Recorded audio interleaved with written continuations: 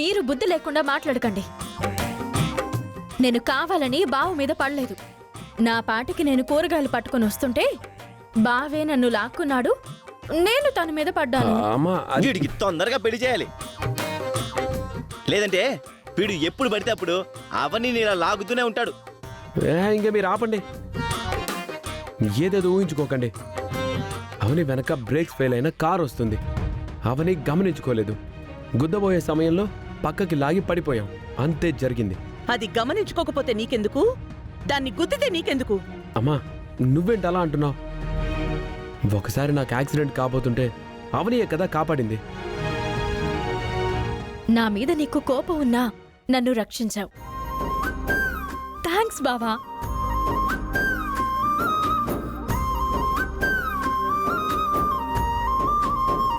బాబా గొప్ప పని చేసావు గానీ లోపలికి పదా.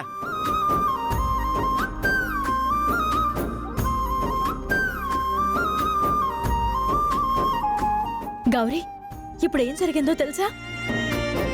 కారు ప్రమాదం నుంచి బావ నన్ను కాపాడాడు. చూశాను.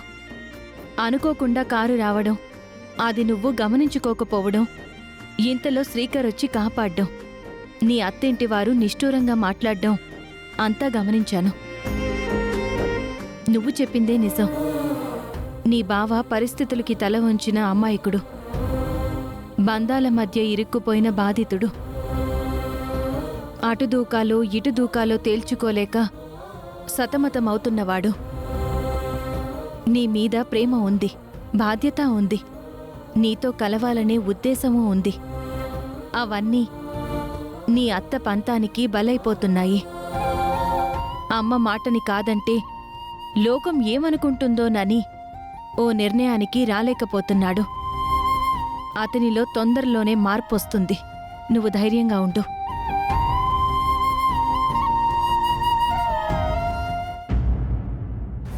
మిమ్మల్ని కలపడానికి నా ప్రయత్నం నేను చేస్తూనే ఉంటాను.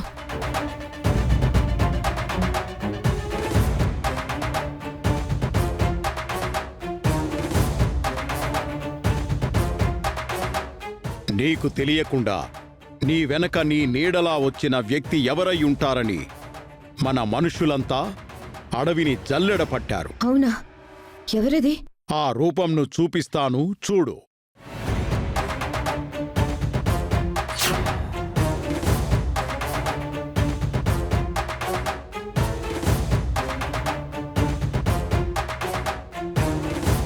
Hi madam. Hi Srikar, waiting for you. మీరు తీసుకురమ్మన్న ఫైల్ తీసుకోండి. కూర్చో.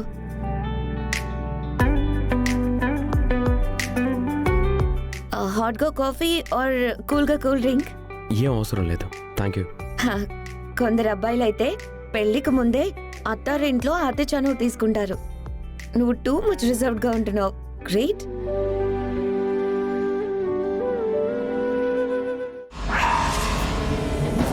ఈ ప్రాజెక్ట్ ఫైల్ ని అడ్డం పెట్టుకుని అర్చన గురించి తెలుసుకుందామని నిన్ను పిలిపించాను శ్రీకర్. దీనికి సంబంధించిన కొటేషన్ పంపించారా?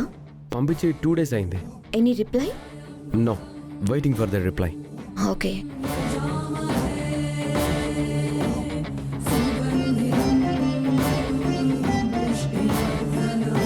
అక్షయ్య మన పెళ్లికి అడ్డొస్తుందని మనం డౌట్ పడుతున్నాం.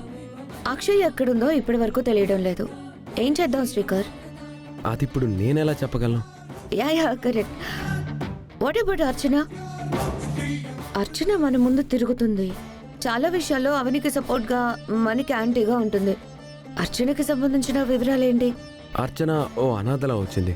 ఓ తప్పుతో ఇంటి నుంచి బయటికి వెళ్ళిపోయింది. ఆ విషయం నాకు తెలుసు. తనకి సంబంధించి ఇంకే వివరాలైనా ఉంటే చెప్పు. అంతకుమించి నాకేం తెలీదు. Okay okay. ఈ కంపెనీ 4 సంవత్సరాల నుంచి డౌన్ ఫాల్ లో ఉంది. మనం టైఅప్ కావడం రిస్క్ ఏమో.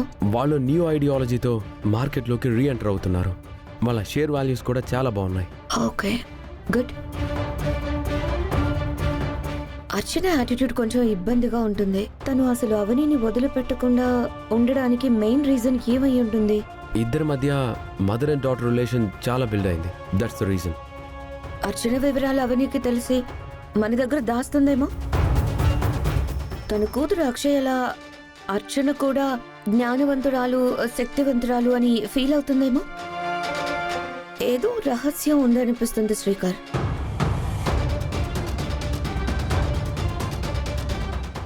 Please sit. నా స్ట్రాంగ్ ఫీలింగ్ ఏంటంటే అర్చన అనాథ అయి ఉండకపోవచ్చు. తన వెనక ఎవరో ఉండుండొచ్చు. వారెవరో, అర్చన డీటెయిల్స్ ఏంటో మనం ట్రేస్ అవుట్ చేయడం బెటర్. ప్రాజెక్ట్కి సంబంధించిన ఫైల్ని తీసుకురామని చెప్పి మీరు అర్చన గురించి ఎందుకు ఫోకస్డ్గా ఎంక్వైరీ చేస్తున్నారు? అబ్బే అదేం లేదు. మన మెయిన్ ప్రాబ్లం అక్షయ. మీరు అక్షయ్ గురించి అడగకుండా అర్చన గురించి టార్గెటెడ్గా అడుగుతున్నారు. మన మ్యారేజ్కి హర్డల్గా ఉందని ఇందాక చెప్పాను కదా, అందుకే అడిగాను. మేడం, నాకు ఇది రీజన్ అయి ఉండదని అనిపిస్తుంది. మీరు నా దగ్గర ఏమైనా హైడ్ చేస్తున్నారా? నథింగ్ శ్రీకర్, అంత అవసరం నాకే ఉంది. ఓకే, ఫైల్ చెక్ చేశాను. ఆడిటర్కి సబ్మిట్ చేసి ఫార్వర్డ్ చేయండి. Okay ma'am. Shall I leave now? Yeah, please go.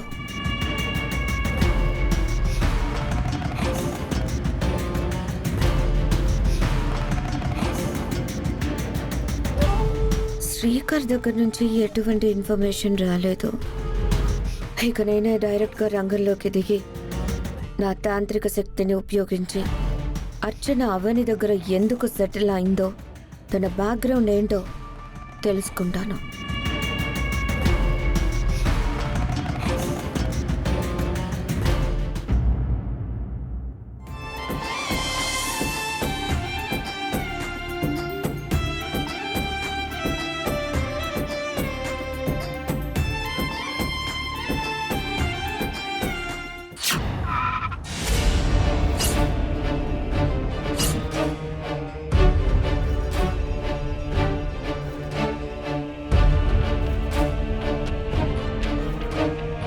నువ్వు నా గురించి తెలుసుకోవడానికి అడవికొచ్చేంత సాహసం చేశావు అంటే ఆ నిజమేంటో నాకు తెలియాలి.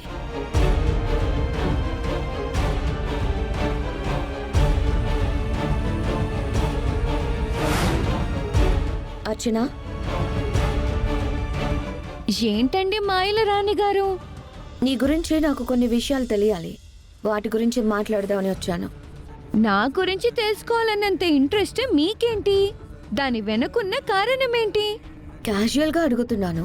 ఇంకెవరికైనా చెప్పొచ్చు కానీ నీలాంటి దానికి అస్సలు చెప్పకూడదు.